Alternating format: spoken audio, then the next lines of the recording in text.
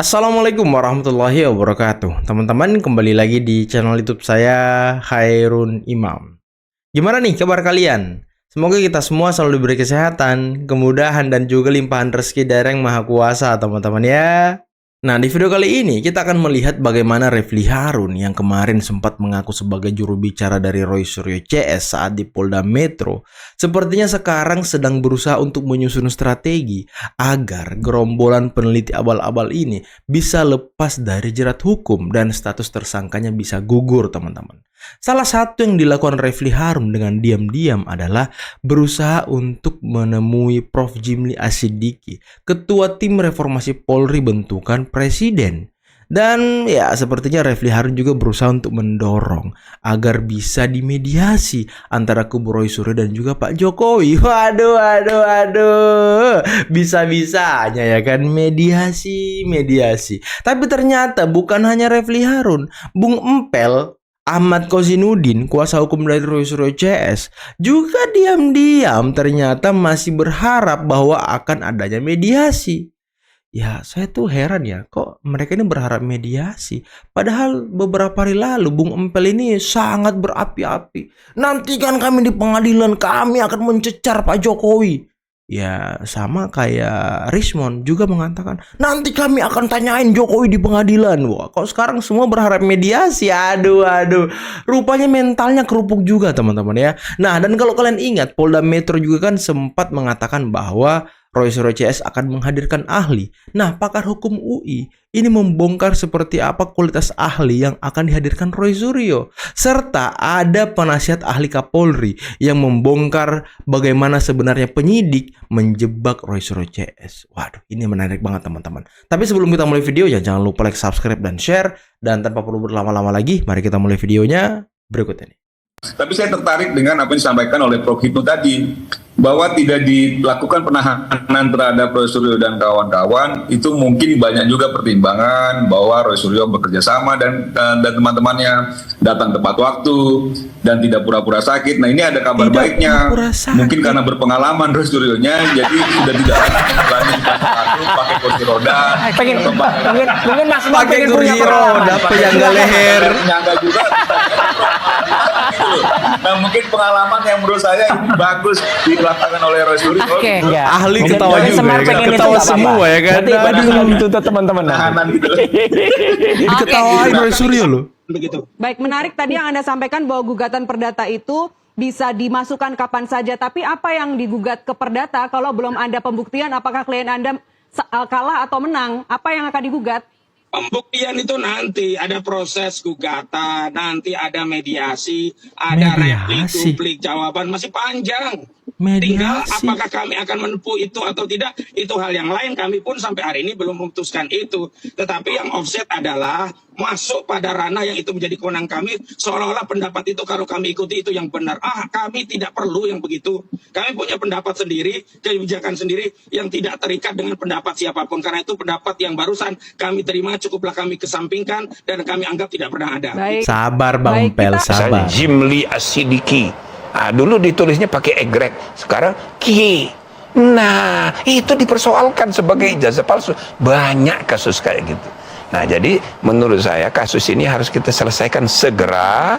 Nah, tapi harus ada kesediaan para pihak ini.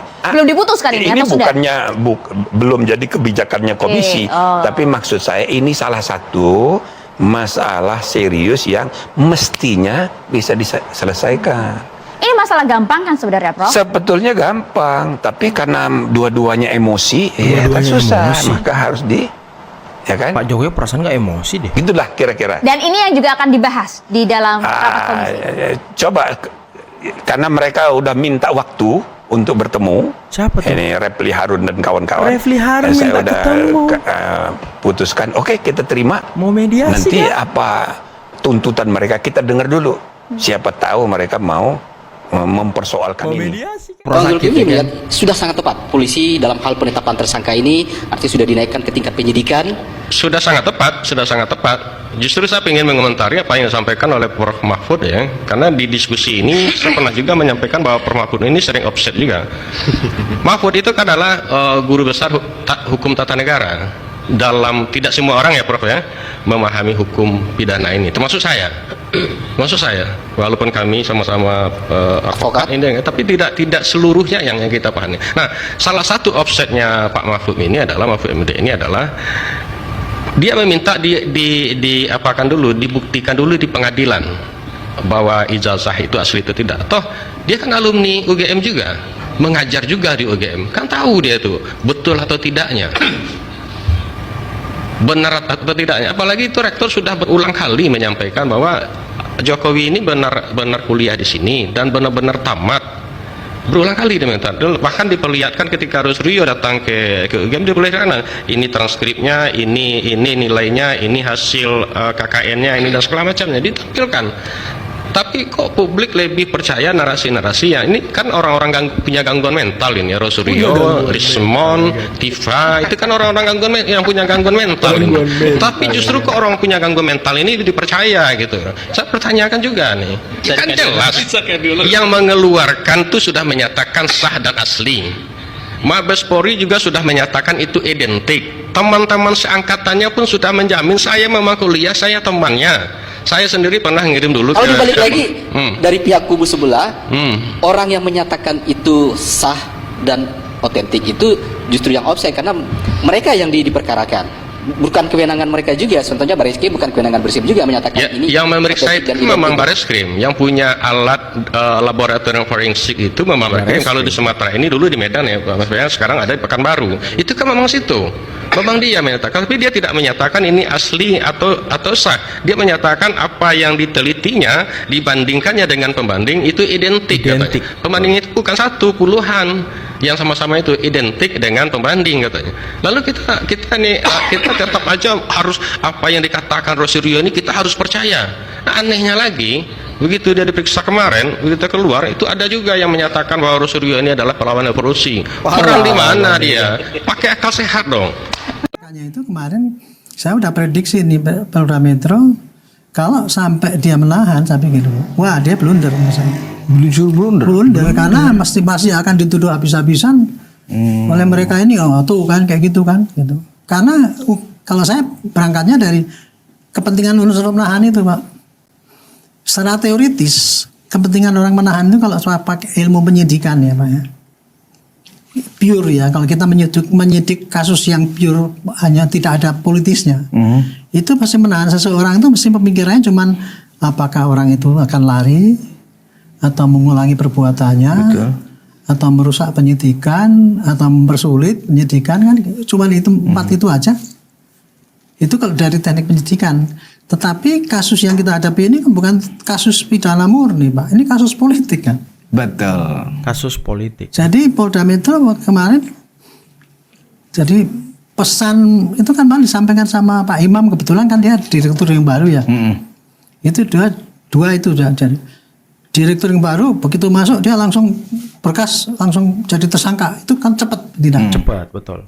Saya bukannya waduh ini. Oh itu udah waktu tuh udah direktur Imanuddin itu ya? Baru direktur ketika Imam baru masuk, jadi direktur langsung tersangka tuh direktur itu Imam ini. Luar biasa. Itu. Padahal Roy Suryo kan dan kawan-kawannya mengatakan bahwa ini sudah Kapolda baru, ini sudah pejabat baru. Ya kita berharap semoga mereka bisa, aduh ternyata bisa ditersangkakan mereka ya kan.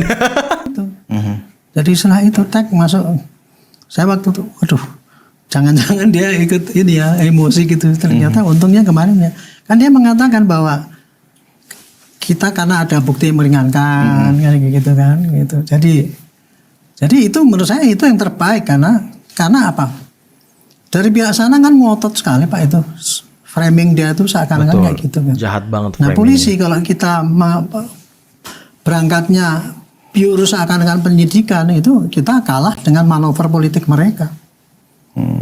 Itu yang satu. Yang kedua yang mengenai masalah itu pembelaan itu tadi ya Pak. Ya.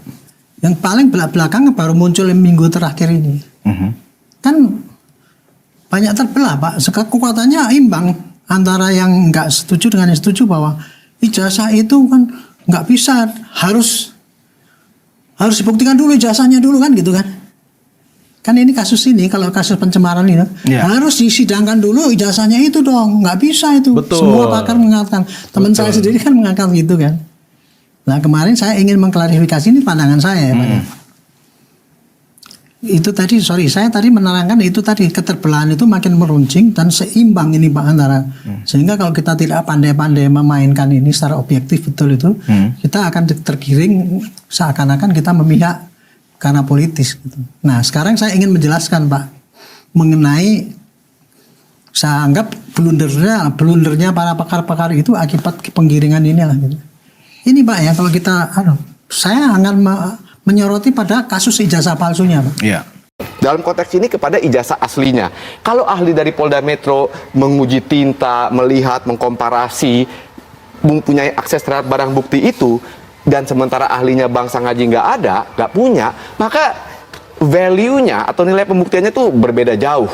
Ya itu. Yang kedua, ahlinya Bang Sangaji ini harus paling tidak menjelaskan atau menangkal dua argumentasi. Pertama, argumentasi bahwa ijazah ini palsu secara substansi, artinya prosesnya. Betul nggak Pak Jokowi kuliah mengerjakan tugas? Polisi sudah punya keterangan dari otoritas UGM, rektor sudah berkali-kali bicara itu. Dia yang mengeluarkan, ya artinya tadi saya bilang ini ada mountain to climb, ada gunung yang harus didaki. Bagaimana menyatakan bahwa UGM ini bohong? Artinya harus membuktikan ada persekongkolan nih UGM ini. Nah ini nggak gampang ini. Ahli apa yang bisa menerangkan seperti itu? Saksi apa yang bisa menerangkan seperti itu? Ya, saya bayangkan itu yang pertama. Yang kedua, serangannya adalah ijazah palsu dalam konteks kertasnya atau fisiknya. Itu kan dilihat makanya fontnya, fotonya nggak pas dan lain-lain. Nah ini harus melalui ahli-ahli yang berkaitan dengan itu, misalnya melihat ahli forensiknya, digital forensiknya, lalu ahli kertas, ahli tinta. Nah kalau tidak ada akses kepada barang bukti, pasal 65 itu ya akan jadi cuman angan-angan aja, exercise-nya. Jadi formalitas aja dikasih, didengerin secara formalitas, tapi tidak akan pernah changing the game kalau ini pertandingan. Ya nggak pernah, karena sekarang pihaknya Pak Ade ini sedang leading. Kalau saya ngomong skor bola, kemarin saya ngomong 6-0, saya dimarahin. Kalau skor tenis ini 2-0 lah kalau tenis ya. Udah 2 set untuk Pak Ade. Kalau Grand Slam masih ada kemungkinan, tapi berat. Gitu kira-kira. Baik, Bang Sangaji ini Tidak pernah ada. Baik, kita hormati karena itu hak konstitusi. Pak Mardiansyah boleh. Pak Mardiansyah silakan. Empel diketawain loh. Ya saya sebenarnya sih nggak terlalu banyak juga yang perlu ditanggapi tadi. Pertama memang mungkin Ahmadnya lagi kurang tidur ya, jadi capek gitu. Jadi pencernanya agak kurang clear. Karena yang saya pastikan itu kan begini, sejak awal kan disampaikan bahwa narasinya semua pejabat publik, mantan pejabat publik, itu masyarakat berhak untuk mengetahui termasuk hal-hal yang sifatnya privat, ijazah dan lain sebagainya, oke. Nah terus dituding-tuding lah Pak Jokowi dan lain sebagainya. Nah pejabat negara itu banyak, nggak cuma presiden. Cuma supaya apple to apple, saya kasih contoh, misalnya Pak SBY atau Ibu Mega. Misalnya ada 1-2 orang atau sekelompok orang yang merasa juga mencurigai, lalu melakukan penelitian-penelitian yang dimaksud oleh Roy Suryo CS juga gitu. Terus ternyata dia merasa, wah ini ada yang kejanggalan dalam ijazahnya Ibu Mega dan Pak SBY. Lalu pada titik tertentu cuma minta dengan diselesaikan dengan menunjukkan saja itu ijazahnya. Nah ini kan tidak ada satu konsekuensi yang akhirnya orang tidak punya kekhawatiran, tidak bisa sembarang menuding, menfitnah, atau melakukan apapun upaya yang tidak berdasarkan bukti yang kuat kan gitu loh. Nah itu yang saya maksud tadi. Nah bicara soal proses yang sekarang berjalan, menurut saya silakan aja sih Roy Suryo dan kawan-kawan dan Ahmad sebagai pengacaranya untuk melakukan upaya apapun silakan. Dan sekarang ini kan sebenarnya cuma dikasih jeda untuk bernapas saja sedikit gitu dengan tidak ditahannya Roy Suryo dan kawan-kawan karena statusnya tetap tersangka, proses tetap berjalan kan begitu ya. Saya setuju pada titiknya nanti akan masuk ke pengadilan dan sebagainya. Nah ini hanya menjawab apa yang diminta sama Roy Suryo dan kawan-kawan Pak Jokowi. Waktu itu ngotot betul Roy Suryo dan kawan-kawan, jika memang ingin proses hukum, laporkan kami secara langsung. Dan dilaporkan langsung Pak Jokowi. Dan Pak Jokowi merasa ketika dia sudah melaporkan, ya, dia ingin mempunyai ruang yang memang itu secara institusi negara, itu memang diyakini bahwa itu harus kita percaya. Misalnya peradilan. dalam peradilan nanti ketika Pak Jokowi memang diperlukan untuk menunjukkan, akan ditunjukkan tuh ijazahnya dan publik akan tahu. Dan pada titik itu kita semua minta, masyarakat semua minta, apapun yang diputuskan vonis, makanya bersiap-siap juga. Jangan suruh kita yang bersiap-siap untuk menerima kekalahan, karena yang terlihat kekalahan itu ada di kubunya Roy Suryo dan kawan-kawan. Kalau misalnya sudah divonis bersalah, jangan membangun narasi liar lagi. Kasihan publiknya, sudah capek juga. Karena kan ini udah tabola balik terus, Mbak. Dulu kita dilaporkan, yakin tidak tersangka, sekarang Itu sudah Pak Mardiansyah. Ya, makanya maksud saya, jangan juga akhirnya merasa percaya diri cuma karena soal tidak ditahan kemarin. Tapi benar nggak Pak Jokowi pernah menunjukkan saat terima pengurus Projo di Solo, menunjukkan ijazah aslinya? Itu artinya ijazah asli masih dipegang Pak Jokowi, bukan ada di polisi? Oh, kan udah diambil, Mbak, kalau ijazah. Ijazah Pak Jokowi itu sempat diantarkan langsung Pak Jokowi. Anda sendiri pernah melihat ijazah aslinya? Anda sendiri Pak Mardiansyah pernah melihat ijazah aslinya Pak Jokowi? Untuk saya pribadi. Ya. Saya pernah melihat, tapi kalau Projo saya nggak tahu. Ijazah aslinya Anda pernah melihat?